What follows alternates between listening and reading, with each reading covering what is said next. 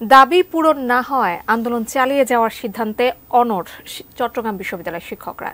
চট্টগ্রাম বিশ্ববিদ্যালয়ের প্রশাসনিক কার্যালয়ের সামনে আছেন আমাদের চট্টগ্রাম প্রতিনিধি মনিরুল ইসলাম পারভেজ। আমরা এখন সরাসরি যুক্ত হচ্ছি তার সঙ্গে। পারভেজ, আমরা গতকালও দেখেছি আসলে শিক্ষার্থীরা কোটা আন্দোলন নিয়ে একটা বেশ অস্বস্তিকর একটা পরিবেশ আমরা গতকাল থেকে দেখতে পাচ্ছি, এবং এখনো পর্যন্ত শিক্ষকরা তাদের আন্দোলনও চালিয়ে যাচ্ছেন।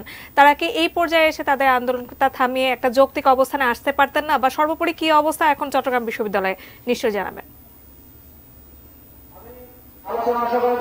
ধন্যবাদ জাকিয়া। এই 4 জুন থেকে শুরু হয়েছে শিক্ষকদের কর্মবিরতি।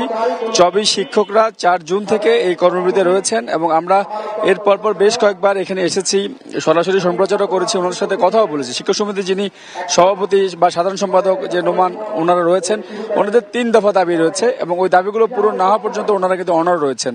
সকল ক্লাস পরীক্ষা বন্ধ রয়েছে, বিশ্ববিদ্যালয়ে এক প্রকার কার্যত অচল হয়েছে। আমার পেছনে তো আপনি দেখতে পাচ্ছেন যে কর্মচারী একটি ঐক্য পরিষদ রয়েছে, অফিসার সমিতি সহ অন্যান্য সমিতি যারা রয়েছে তারাও একই সঙ্গে কর্মবিরতিতে রয়েছেন।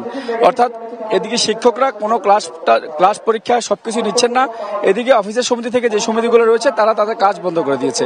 কার্যত এই 2 কারণেই চট্টগ্রাম বিশ্ববিদ্যালয় অচল হয়ে পড়েছে। এর মধ্যে আবার ছাত্ররা কোটা আন্দোলনের যে একটা আন্দোলন সেটি করছে, এবং এটি উত্তপ্ত হয়েছে অবশ্য গতকাল ঢাকা থেকে, যখন আওয়ামী লীগ নেতৃবৃন্দ বলেছেন যে ছাত্রলীগই যথেষ্ট। অর্থাৎ এরপর থেকে দেখলাম যে ছাত্রলীগের ছেলেপেলেরা এসে বিভিন্নভাবে এখানে আসছেন। অর্থাৎ কোটা এবং ছাত্রলীগ মুখোমুখি হওয়ার পর থেকে আসলে একটু উত্তপ্ত অবস্থা আমরা চট্টগ্রাম বিশ্ববিদ্যালয়কে দেখেছি।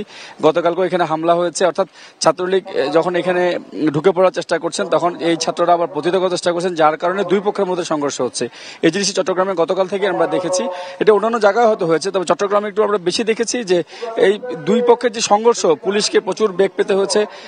সব মিলে একটি উত্তপ্ত অবস্থা রয়েছে চট্টগ্রাম বিশ্ববিদ্যালয়, এবং এখন কার্যত অচল বলবো। চট্টগ্রাম বিশ্ববিদ্যালয়ে সেই 4 জুন থেকে শিক্ষকরা রয়েছে কর্মবিরতিতে, আর এখানকার যারা কর্মচারীরা রয়েছেন তারাও ঠিক সেই একই সাথে তাদের যে দাবিগুলো রয়েছে সেই দাবিতে তারা কর্মবিরতিতে রয়েছেন। সব মিলে আমার কাছে যে আপাতত যে 2 পক্ষেরই যে কর্মবিরতি কারণে অচল, আমার কাছে এখান থেকে এতটুকুই রয়েছে।